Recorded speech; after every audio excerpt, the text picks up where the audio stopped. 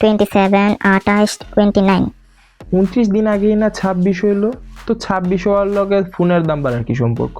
আমি বলতেছি, দেখেন স্মার্টফোন বানাইতে অনেক জিনিসেরই প্রয়োজন হয়, mainly RAM, memory, processor and এই সব কিছুরই দাম বাড়তেছে। But why? ওয়েল, আমরা যে AI ইউজ করি এটার জন্য প্রয়োজন হয় too much RAM, faster memory for training and more processing power.